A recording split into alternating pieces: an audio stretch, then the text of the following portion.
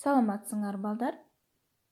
Биз азыр силер менен мекен таануу сабагын өтөбүз.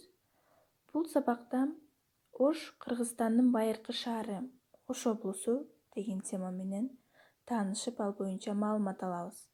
Сабактын максаты Ош облусу боюнча маалымат алып, билимибизди кеңейтебиз. Ой жүгүртүүңөр, айлана чөйрөгө болгон көз карашыңар өрчүп өнүгөт. Бири-бириңер менен ынтымакта иштешүүгө тарбияланасыңар. Анда эмесе мен Ош облусу боюнча маалымат берейин, силер кунт коюп угуп отургула. Ош облусу өлкөнүн түштүк бөлүгүн ээлейт. Кышы жылуу жана кыска, ал эми жайы ысык жана кургакчыл. Бул жылуулукту жактырган пахта, бакча өсүмдүктөрүн өстүрүүгө мүмкүндүк берет.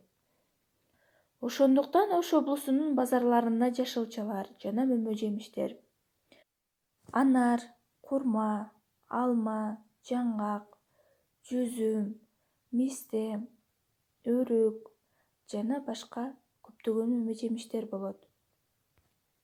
Облустун калкы көп улуттуу жана абдан эмгекчил. Айыл чарба Ош облусунун тургундарынын негизги иши. Облустун аймагында тарых эстеликтери көп сакталган. Ош Кыргызстандагы калкынын саны көп экинчи шаар. Фергана өрөөнүнүн чыгыш бөлүгүндө, Ак Буура суусунун боюнда жайгашкан. Ош облусунун административдик борбору жана чоңдугу боюнча Кыргызстандагы экинчи шаар. Аны Кыргызстандын байыркы шаары деп аташат. Ага 3000 жыл болгон. Азыр Ош шаары Фергана өрөөнүндөгү ири өнөр жай жана соода борбору. Ошто жибек комбинаты бар. Анда кездеме токулат жана Борбордук Азиядагы ири комбинаттардын бири. Жибек комбинатында республиканын бүткүл жибеги салат. Шаарда машина куруу өнүккөн, жеңил, тамак-аш, жыгач иштетүүчү өнөр жай ишканалары иштейт. Ошто эл аралык маанидеги аэропорт бар. Азыркы Оштун эң көрүнүктүү жери Сулайман тоо. Байыртадан эле адамдар бул тоону Сулайман пайгамбардын аты менен аташкан. Бирок карыялар аны Такти Сулайман, башкача айтканда Сулаймандын тактысы деп аташат. Тоо чынында эле зор тактын элестетет. Ош шаарынын тарыхынан. Окумуштуулар шаардын аталышы кайдан келип чыкканы жөнүндө азыркыга чейин бир пикирге келишелик. Ушул шаардын атынын келип чыгышы жөнүндө түрдүү уламыштар бар. Бир уламышта мындай айтылат: Сулайман падыша өзүнүн аскерлери менен келе жатса, алдынан сокко сүйрөгөн кош өгүз чыгат.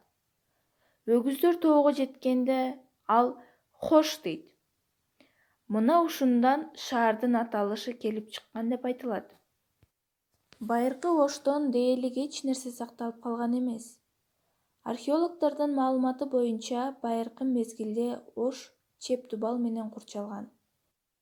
3 дарбазасы болуп, ичинде Шахрыстан менен курчалган цитадель көтөрүлүп турган. Мунаралуу мечит Ак Буура суусуна жакын жайгашкан базардын жанында болгон. Шаар Памир-Алай тоосунун этегиндеги берекелүү өрөөнүндө жайгашкан. Байыркы мезгилде Ош Индиядан жана Кытайдан Европага өткөн соода кербен жолунун тоомунда болгон. Бул жерден Улуу Жибек жолунун бир тарамы чыгыш менен батышты байланыштырган байыркы мезгилдин маанилүү соода жолу өткөн. Өзгөн шаарынын тарыхынан. Кыргызстандын дагы бир байыркы шаарларынын бири Өзгөн. Аны түрктөр 2000 жылдан ашык мурда кербен жолунда негиздешкен. Качандыр бир кезде Өзгөн байыркы мамлекеттин борбору болгон. Мында белгилүү тарыхый эстеликтер мунара жана күмбөздөр бар. Алар 1000 жылдан ашык мурда курулган. Азыркы Өзгөн чакан шаар. Калкы болжол менен 50 000 адам. Бул жерде кургак сүт заводу курулган. Ал сыр, май, балмуздак чыгарат. Шаарда кара шороо минералдык суусун куюучу цех иштейт. Өзгөн өзүнүн күрүчү менен даңкталат. Андан эң ширин палоо даярдалат. Мен силерге уламышты айтып берейин, Ажыдар жана Баатыр деген. Илгери Өзгөн шаарына жакын жерде бир ажыдар пайда болуптур. Ошол жерде жашаган элден күнүгө бир жигит, бир кыз жана 40 кой берип турууну талап кылыптыр. Антпесеңер бүткүл шаарды соруп салам, деп коркутат. Ошол мезгилде Өзгөндө Кылыч Бурхан Эддин деген баатыр болгон экен. Ал тоодо туруп Ажыдарга балдарын жана кыздарын берип жаткан энелерди көрөт. Бурхан буга чыдап тура албай, Өзгөн шаарынын бул алааматтан куткарууну чечет. Аны менен салгылашууга чыгат. Ажыдар аны көрөр замат оп тартып жутуп жиберет.